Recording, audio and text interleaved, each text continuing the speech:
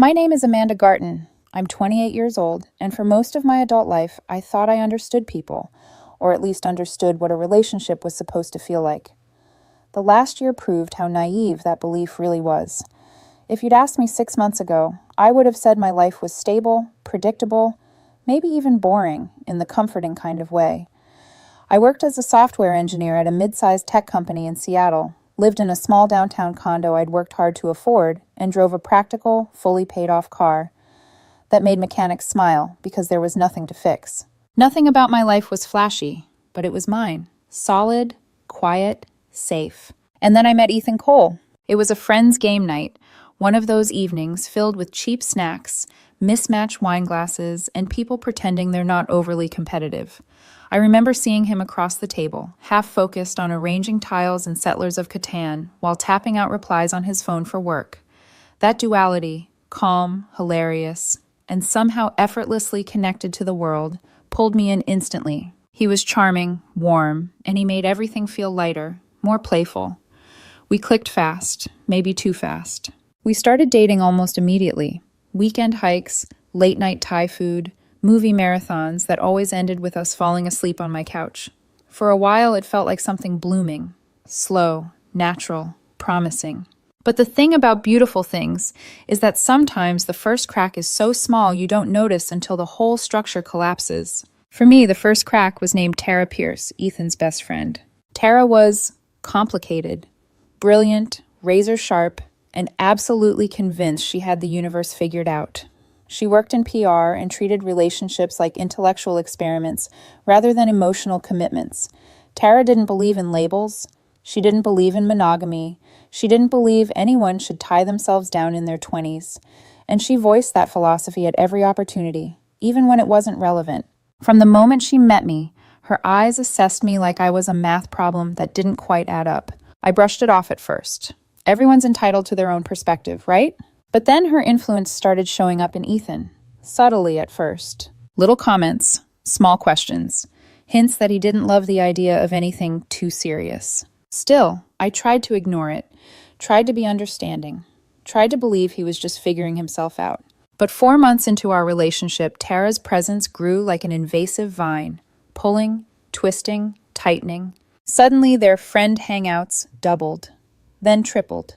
She joined our plans uninvited, inserted herself into conversations, and smirked at me with a strange kind of triumph anytime Ethan agreed with her. Looking back now, the foreshadowing was obvious, but the heart is blind when it wants to be.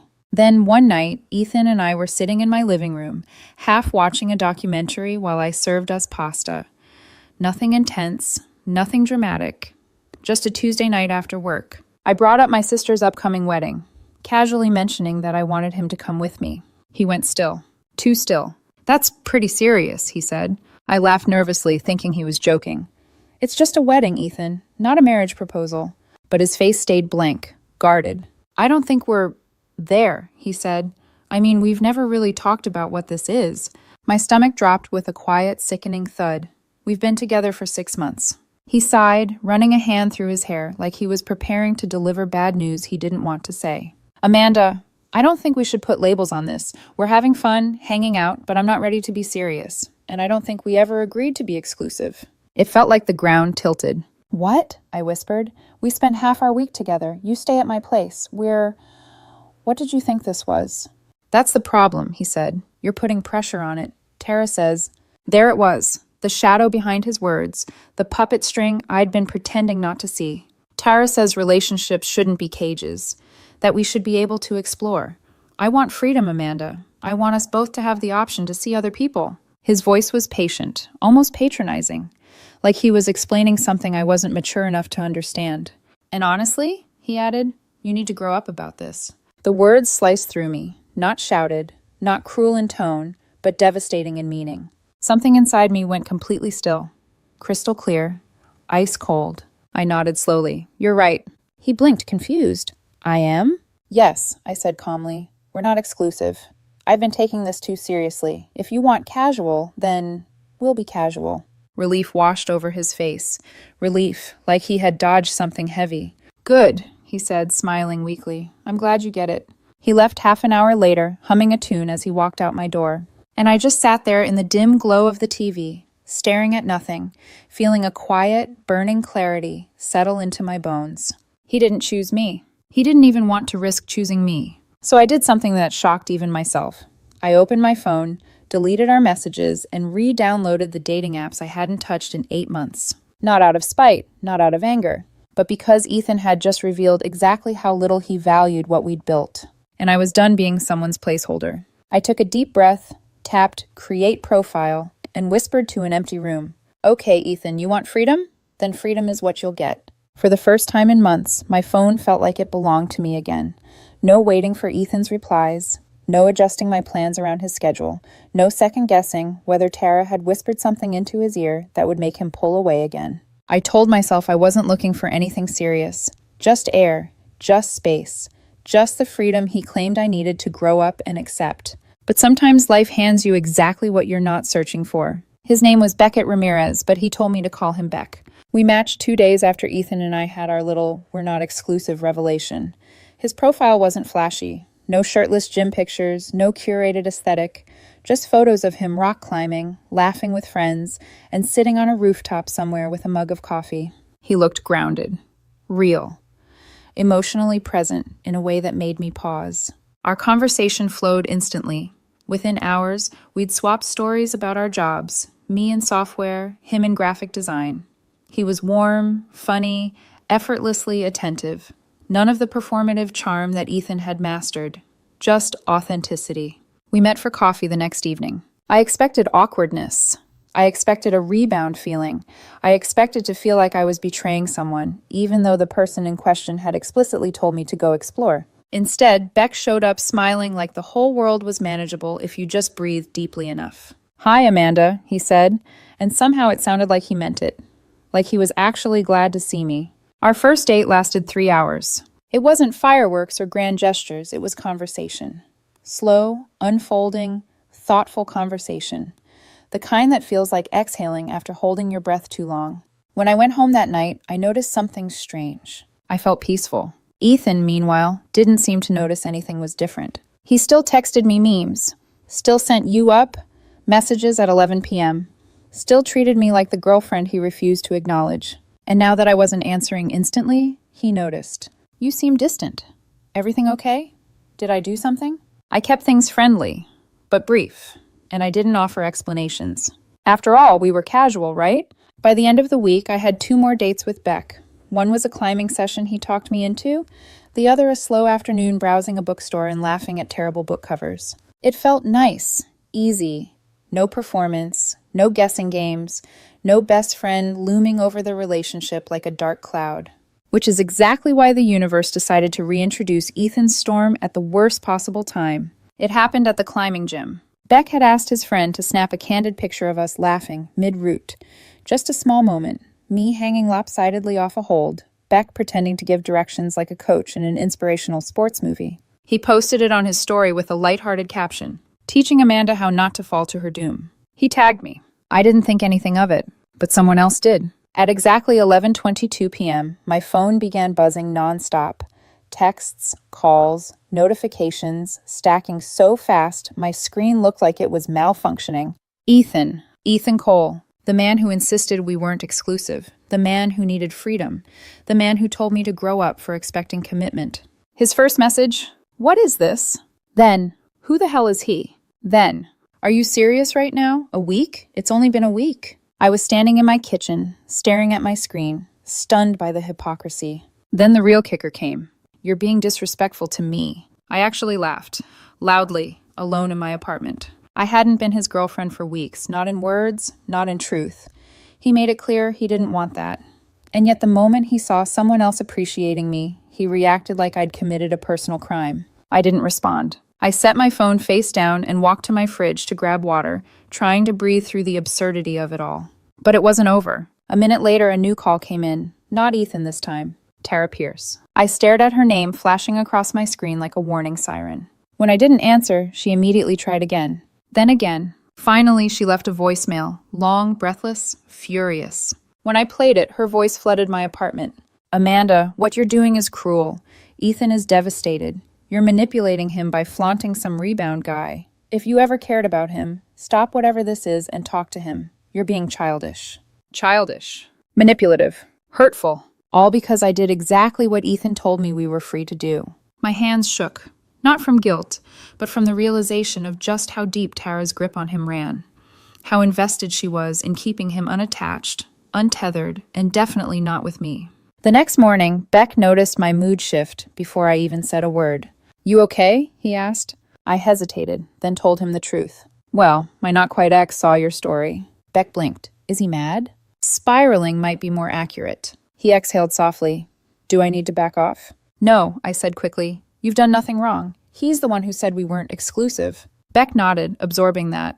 Then he doesn't get a say. Simple, direct, healthy. I didn't realize how unfamiliar that felt until it landed. That night, more texts from Ethan poured in, anger turning to desperation, then to guilt-tripping, then back to anger again. He wanted explanations. He wanted reassurance. He wanted ownership he had no right to claim. I ignored all of it, and just when I thought the chaos had reached its peak, at midnight, Tara called again, from a blocked number. She didn't bother hiding the venom in her voice. "Amanda, I swear, if you don't talk to him—" I hung up. I blocked the number. And for the first time since Ethan told me to grow up, I felt genuinely grown. Not because I was seeing someone new, but because I was finally choosing myself. For a brief moment, I thought ignoring Ethan's meltdown might calm everything down.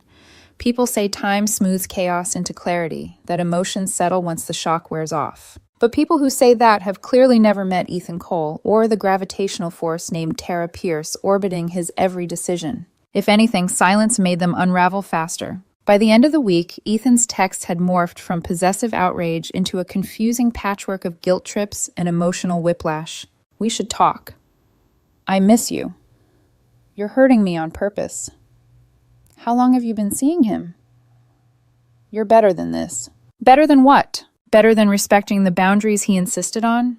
Better than living the freedom he claimed was necessary for me to grow up? The irony was so thick it felt suffocating. Meanwhile, Beck remained patient, intentionally, gently distant from the creeping chaos at my doorstep. We went hiking that weekend, a trail overlooking the Sound, the kind of view that made the world feel big enough to breathe in again. We walked for hours, talking about everything except relationships, books we loved, ridiculous childhood injuries, the worst jobs we'd ever had. With him, nothing felt performative. Nothing felt like a test I could fail. At the top of the overlook, he set his backpack down and sat beside me. "You're quieter today," he said softly. I sighed. "My past is loud." He nodded, not pushing, not prying, just listening. "If he's still in your life, I don't want to force myself into the middle of anything." "You're not forcing anything," I said. "This is my choice. You're refreshing." A faint smile curved his lips. "Refreshments are my specialty." We both laughed, the tension dissolving into the wind. But peaceful moments have a way of triggering storms. When I got home, Ethan was there, standing outside my building, leaning against the railing like he'd been waiting for hours. Red-eyed, disheveled, unraveling. My stomach dropped. "Amanda," he said the moment he saw me, "we need to talk." Panic shot through me. Not because I was afraid, but because I recognized the desperation radiating off him, the kind that doesn't accept boundaries, the kind that insists love and possession are the same thing. I kept my distance. "How did you even get into the building?" "Someone held the door." His voice cracked. "Please, just give me a minute." I crossed my arms. "Fine, a minute." He raked both hands through his hair, pacing once before turning back to me. "I messed up," he said. "What I said that night, I didn't mean it the way it came out. Tara was in my head. She kept saying I should keep my options open, that relationships hold you back. I got confused." "Tara didn't tell you to tell me I needed to grow up," I replied flatly. He flinched. "That part was me," he admitted, "but I don't mean it now. I don't want anyone else. I want you." I stared at him, letting the emptiness of his words echo. "Then why didn't you want me when I wanted you?" I asked quietly. He froze, because there was no answer that didn't expose the truth. He wanted freedom for himself. He wanted loyalty from me. He wanted the comfort of knowing I'd always be waiting, even while he explored other possibilities. "You were supposed to fight for me," he blurted suddenly. My breath caught. "Fight for you?" "Yes!" His voice rose with frustration. "When I said we weren't exclusive, when I said I wanted freedom, I wanted you to say no. I wanted you to want me, to claim me." It landed like a slap. All of it had been a test. A twisted, selfish, manipulative test. One I was never told I was taking. So this was a game, I said softly. You wanted to watch me struggle to keep you. No, I just needed to know you cared. And now that you see someone else caring about me, you suddenly care back? His mouth opened, but nothing came out. I shook my head, a deep tiredness sinking into my bones. Ethan, I didn't fail your test. You failed mine. Because mine was simple. Show up. Be honest. Want me without conditions or competition. Tears welled in his eyes. I can do that now. I swear I can. You had 8 months to do it. He stepped closer, too close. Please, Amanda, I'm begging you, don't throw us away. I'm not throwing it away, I said. I'm acknowledging that you already did. He staggered back like I'd hit him. His voice broke. So that's it? Yes, that's it. For the first time since the meltdown started, stillness washed over me. A clarity so sharp it felt like stepping into sunlight. Ethan wiped his face with the back of his hand and whispered, You'll regret this. You don't know what you're doing. A small, almost sad smile tugged at my lips. No, Ethan, for once I do. He left then, shoulders hunched, steps uneven, vanishing into the elevator without another word. I didn't expect to hear from Tara so soon. She called before I even made it to my apartment door. This time I answered. Her voice exploded through the speaker. What did you say to him? Ethan is devastated. You're destroying him because you're insecure and petty.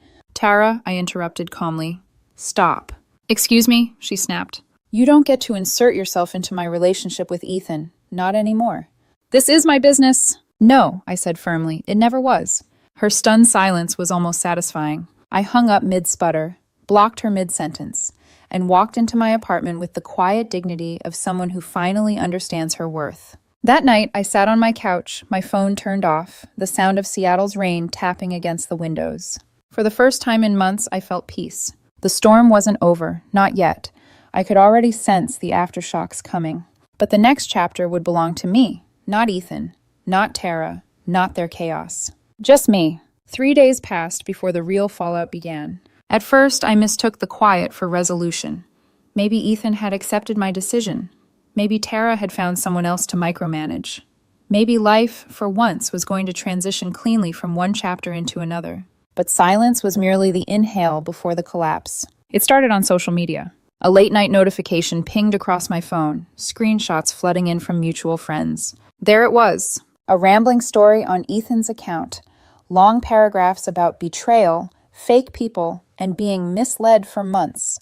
Black screens with white text, the universal sign of emotional meltdown. Tara had clearly helped craft every word. He never mentioned my name directly, but the message was unmistakable. He was the victim, and I was the villain.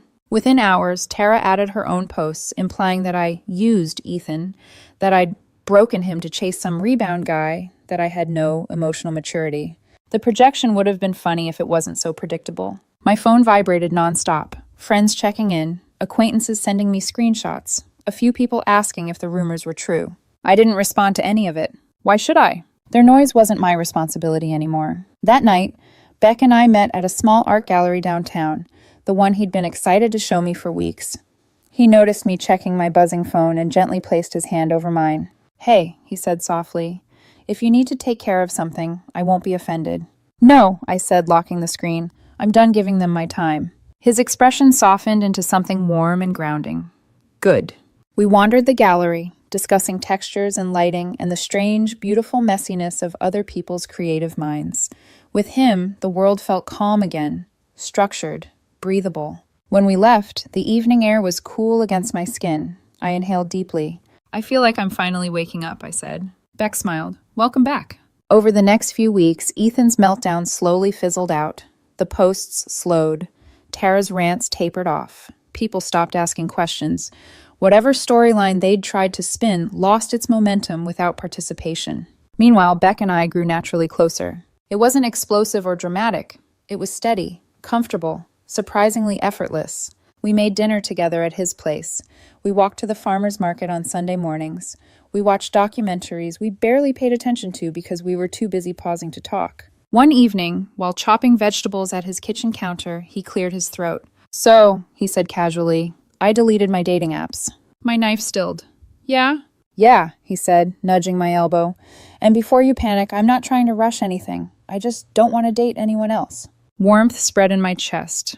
Funny you should say that. His eyes lit up. Why? I deleted mine 2 weeks ago. He froze, then grinned. So, does that make this a thing? I laughed, setting the knife down. Beck, this has been a thing. He leaned in, kissed my forehead, and murmured, Good, because I'm terrible at casual. Same. It was the simplest conversation I'd ever had about commitment. No games, no tests, no ultimatums. Just two adults choosing each other. 2 months later, life felt normal again, like the chaos had been sanded down to a memory. Until the morning I ran into Ethan. I was grabbing breakfast at a coffee shop downtown. The smell of roasted beans and warm croissants filled the air. I'd just picked up my order when someone stepped into my peripheral vision. Amanda? I turned. There he was. Ethan. But not the Ethan I remembered. His once perfect hair was shorter. There were tired crescents beneath his eyes. His posture, usually so self-assured, seemed hesitant. Hi, I said, neutral, polite. Hey, he murmured. You look good. Thanks. A few seconds of awkward silence passed before he spoke again. I heard you're with someone. I am. Is it serious? I smiled, a small, quiet one. Yes. He nodded slowly, absorbing that. I'm happy for you.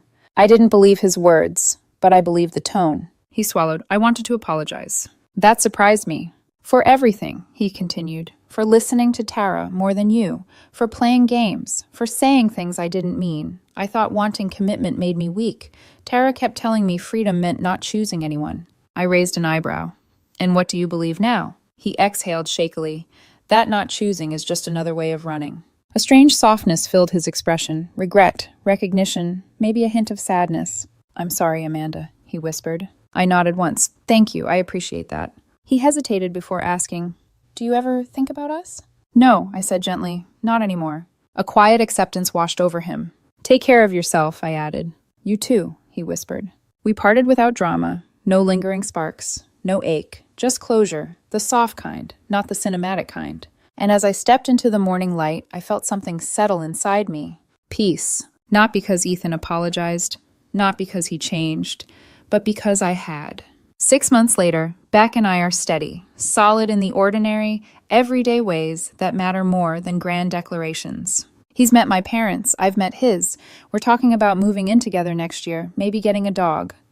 Nothing rushed, nothing forced. Just two people choosing each other deliberately. If I've learned anything, it's this. Love isn't proven by jealousy, or tests, or threats of leaving, or someone demanding you fight for their unclear affection.